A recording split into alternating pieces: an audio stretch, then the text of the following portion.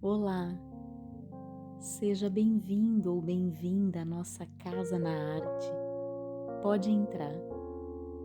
Eu, Vanina Sigrist, te faço aqui companhia para a leitura de um texto literário em prosa ou em verso.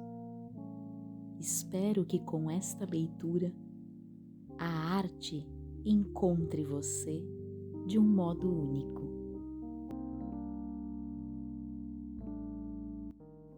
Leitura de hoje, conto O Encontro, de Lígia Fagundes Telles. Em redor, o vasto campo. Mergulhado em névoa branda, o verde era pálido e opaco. Contra o céu erguiam-se os negros penhascos tão retos que pareciam recortados à faca. Espetado na ponta da pedra mais alta, o sol espiava através de uma nuvem. Onde, meu Deus? Perguntava a mim mesma. Onde vi esta mesma paisagem numa tarde assim igual? Era a primeira vez que eu pisava naquele lugar. Nas minhas andanças pelas redondezas jamais fora além do vale. Mas nesse dia, sem nenhum cansaço, transpus a colina e cheguei ao campo. Que calma e que desolação! Tudo aquilo, disso estava bem certa, era completamente inédito para mim.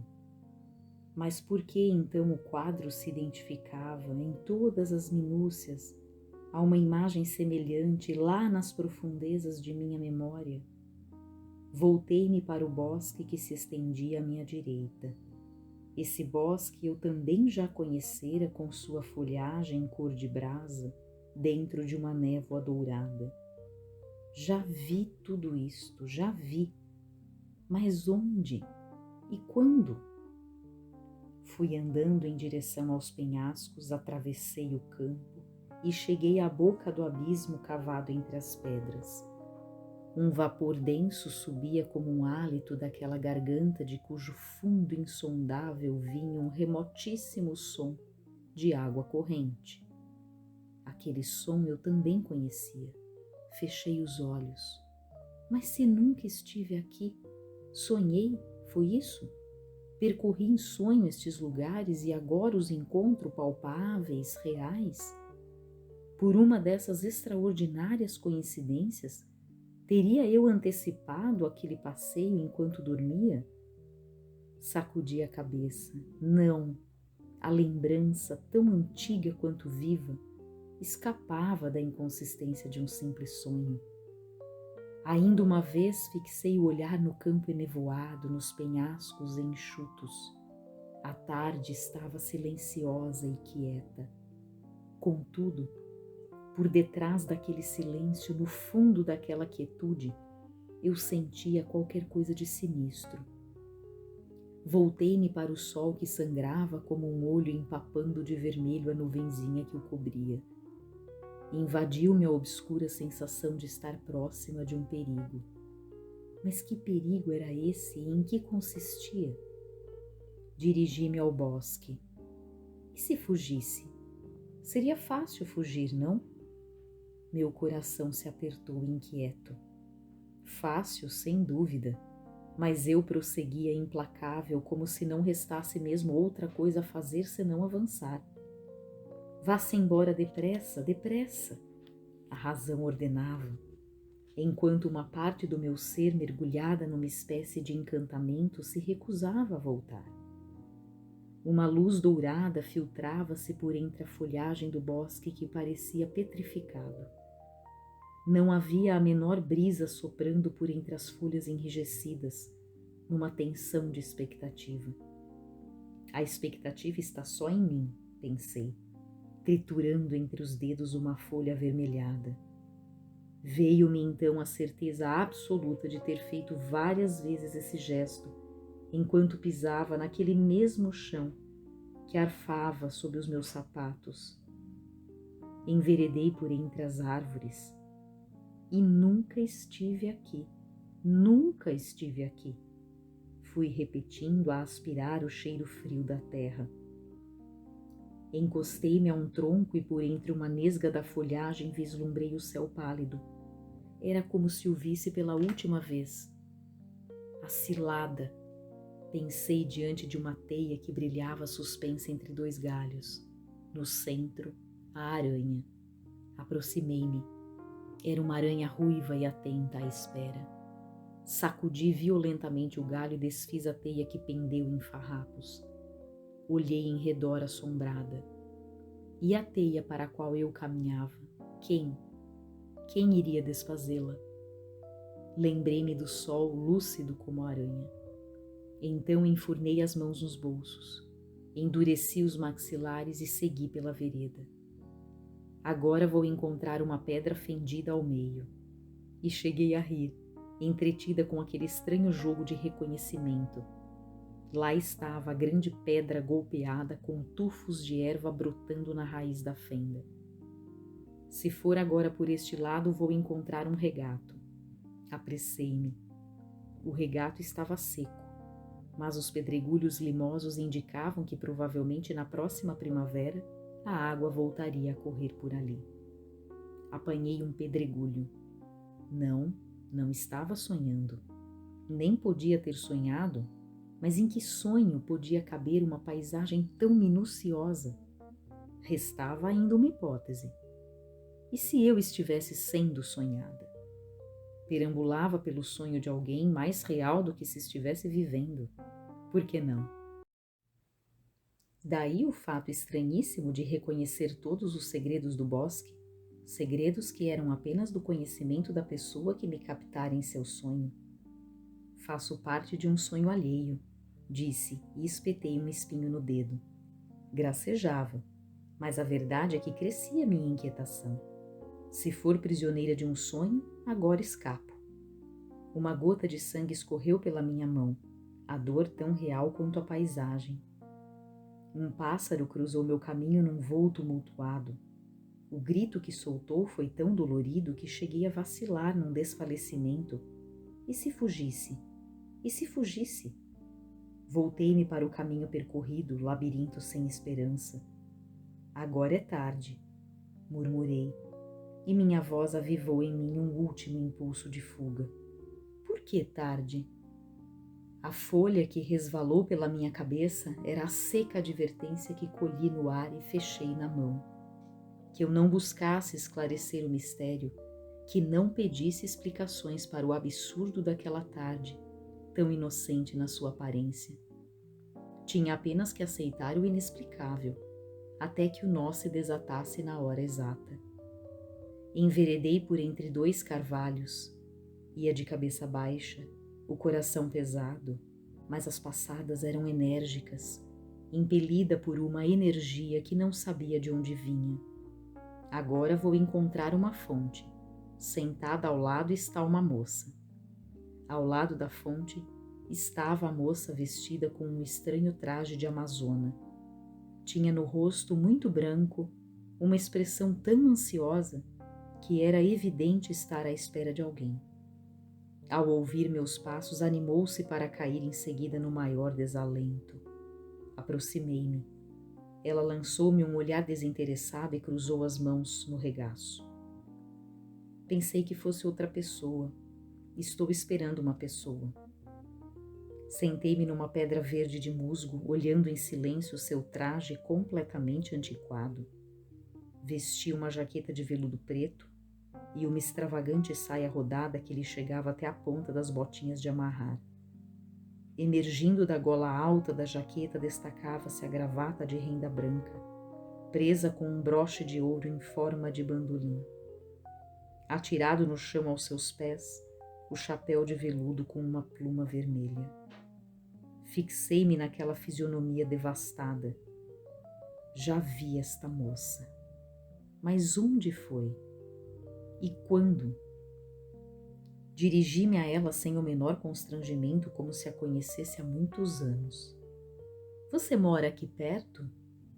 Em Valburgo, respondeu sem levantar a cabeça. Mergulhara tão profundamente nos próprios pensamentos que parecia desligada de tudo, aceitando minha presença sem nenhuma surpresa, não notando sequer o disparatado contraste de nossas roupas. Devia ter chorado. E agora ali estava numa patética exaustão, as mãos abandonadas no regaço, alguns anéis de cabelo caindo pelo rosto. Nunca criatura alguma me pareceu tão desesperada, tão tranquilamente desesperada, se é que cabia tranquilidade no desespero. Perdera toda a esperança e decidira resignar-se, mas sentia-se a fragilidade naquela resignação. Valburgo, Valburgo, fiquei repetindo. O nome não me era desconhecido e não me lembrava de nenhum lugar com esse nome em toda aquela região. Fica logo depois do vale. Não conhece Valburgo? Conheço, respondi prontamente. Tinha agora a certeza de que esse lugar não existia mais. Com um gesto indiferente, ela tentou prender o cabelo que desabava do penteado alto, afrouxou ansiosamente o laço da gravata, como se lhe faltasse o ar. O bandolim de ouro pendeu, repuxando a renda. Esse broche... Mas já não vi esse mesmo broche nessa mesma gravata? Eu esperava uma pessoa, disse com esforço, voltando o olhar dolorido para o cavalo preso a um tronco. Gustavo? Esse nome escapou-me com tamanha espontaneidade que me assustei. Era como se estivesse sempre em minha boca, aguardando aquele instante para ser dito. Gustavo, repetiu ela e sua voz era um eco. Gustavo. Encarei-a. Mas por que ele não tinha vindo? E nem virá. Nunca mais. Nunca mais. Fixei obstinadamente o olhar naquela desconcertante personagem de um antiquíssimo álbum de retratos. Álbum que eu já folheara muitas vezes. Muitas. Pressenti agora um drama com cenas entremeadas de discussões tão violentas, lágrimas. A cena esboçou-se esfumadamente nas minhas raízes, cena que culminou naquela noite das vozes exasperadas, de homens, de inimigos. Alguém fechou as janelas da pequena sala frouxamente iluminada por um candelabro. Procurei distinguir o que diziam quando, através da vidraça embaçada, vi delinear-se a figura de um velho magro, de sobrecasaca preta, batendo furiosamente a mão espalmada na mesa, enquanto parecia dirigir-se a uma máscara de cera que flutuava na penumbra. Moveu-se a máscara entrando na zona de luz. Gustavo! Era Gustavo! A mão do velho continuou batendo na mesa e eu não podia me despregar dessa mão tão familiar, com suas veias azuis se enroscando umas nas outras, numa rede de fúria. Nos punhos de renda de sua camisa destacavam-se com uma nitidez atroz os rubis de suas abotoaduras. Um dos homens avançou. Foi Gustavo? Ou o velho? A garrucha avançou também e a cena explodiu em meio de um clarão. Antes do negrume total, vi por último as abotoaduras brilhando irregulares como gotas de sangue. Senti o coração confranger-se de espanto. Quem foi que atirou? Quem foi? Apertei os nós dos dedos contra os olhos. Era quase insuportável a violência com que o sangue me golpeava as fontes. Você devia voltar para casa. Que casa? Perguntou ela abrindo as mãos. Olhei para suas mãos. Subi o olhar até seu rosto e fiquei sem saber o que dizer. Era parecidíssima com alguém que eu conhecia tanto. Por que não vai procurá-lo? Lembrei-me de perguntar, mas não esperei resposta. A verdade é que ela também suspeitava de que estava tudo acabado. Escurecia. Uma névoa roxa e que eu não sabia se vinha do céu ou do chão, parecia envolvê-la numa aura. Achei-a impregnada da mesma falsa calmaria da paisagem. Vou-me embora, disse apanhando o chapéu. Sua voz chegou-me aos ouvidos bastante próxima, mas singularmente longínqua. Levantei-me. Nesse instante soprou um vento gelado com tamanha força que me vi enrolada numa verdadeira nuvem de folhas secas e poeira. A ramaria vergou num descabelamento desatinado. Verguei também, tapando a cara com as mãos. Quando consegui abrir os olhos, ela já estava montada. O mesmo vento que despertara o bosque, com igual violência arrancou-a daquela apatia. Palpitava em cima do cavalo tão elétrico quanto as folhas vermelhas rodopiando em redor. Espicaçado, o animal batia com os cascos nos pedregulhos, desgrenhado e indócil. Quis retê-la. Há ainda uma coisa. Ela então voltou-se para mim. A pluma vermelha de seu chapéu debatia-se como uma labareda em meio da ventania. Seus olhos eram agora 2 furos na face de um tom acinzentado de pedra. Há ainda uma coisa, repetia agarrando as rédeas do cavalo. Ela arrancou as rédeas das minhas mãos e chicoteou o cavalo. Recuei. Aquela chicotada atingiu em cheio o mistério. Desatou-se o nó na explosão da tempestade. Meus cabelos se eriçaram. Era comigo que ela se parecia.